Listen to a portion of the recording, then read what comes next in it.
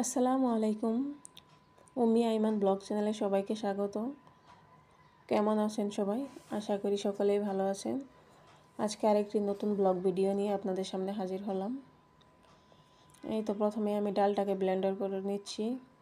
ডালটা আগে থেকে ভিজিয়ে রেখেছিলাম। এবার একটা বক্সে আমি ঢেলে নিচ্ছি ডালটাকে।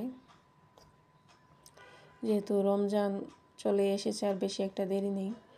আর ছোলাগুলো আমি রাতে ভিজিয়ে রেখেছিলাম, এখন প্রেসার কুকারে দিয়ে নিচ্ছি সিদ্ধ করার জন্য। ডালটা কিন্তু আমি ফ্রিজে রেখে দিয়েছিলাম জমাট বাঁধার জন্য। একটা এভাবে বক্সে পাট করে রেখেছিলাম যাতে সুবিধা হয়। আমার যে পরিমাণ লাগবে আমি সেই পরিমাণে কিন্তু এখানে রেখেছি।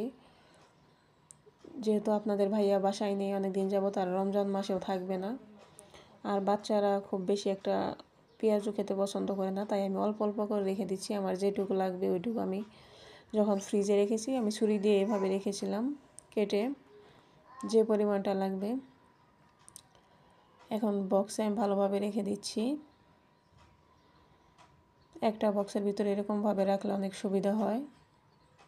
ছোলাগুলো সিদ্ধ করে নিয়েছি, খুব সুন্দরভাবে সিদ্ধ হয়েছে। এবার আমি ছোলাগুলো একটা একই বক্সে রেখে দিব।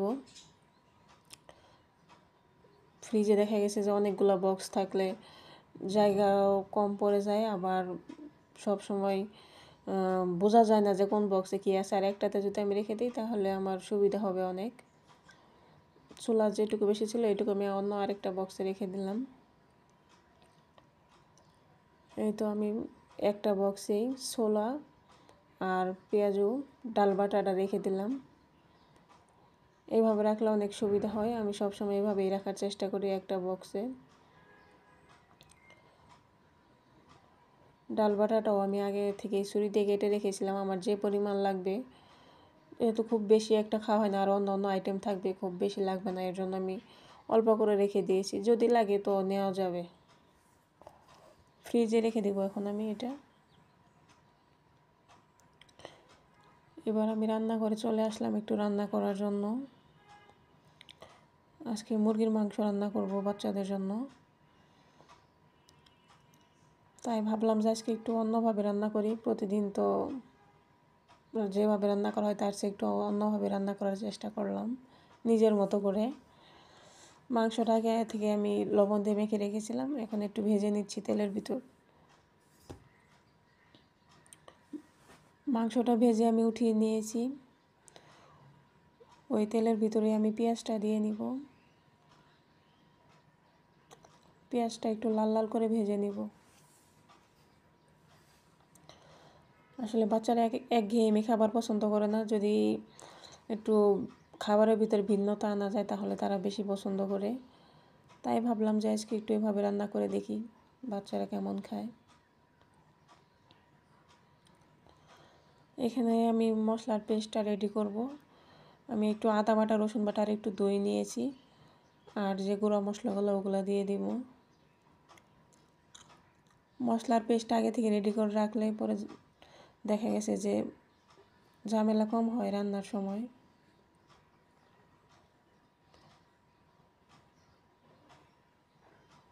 আজকে শুধু মুরগিটাই রান্না করব। আপনাদের ভাইয়া যেহেতু বাসায় নেই তাই তেমন একটা রান্নার চাপও নেই। আমার জন্য যদি একদিন যদি মাছ রান্না করি, ওই মাছটা 2 দিন চলে যায়, যেহেতু বাচ্চারা মাছ খেতে চায় না। আর ওদের জন্য মুরগিটা রান্না করলেও দেখা গেছে ওরা খায়, ওইটাও 2 দিন চলে যায়। তাই খুব বেশি রান্না করতে হয় না। মশলার পেস্টটা দিয়ে নিলাম। এবার একটু ভালোভাবে কষিয়ে নিব, তারপর মুরগির মাংসটা দিয়ে নিব।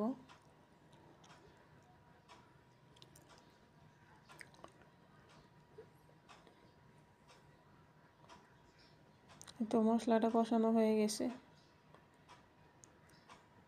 আমার ভিডিওটি যদি কেউ এখন পর্যন্ত দেখে থাকেন প্লিজ একটা লাইক দিয়ে নেবেন। নামানোর আগে আমি একটু চিনি দিয়ে নিলাম। এটা আমি সম্পূর্ণ নিজের মতো রান্না করেছি, কোনো রেসিপি না। আর যদি ভিডিওটা ভালো লাগে থাকে প্লিজ চ্যানেলটা সাবস্ক্রাইব করে দেবেন। সবাই ভালো থাকবেন। আসসালামু আলাইকুম।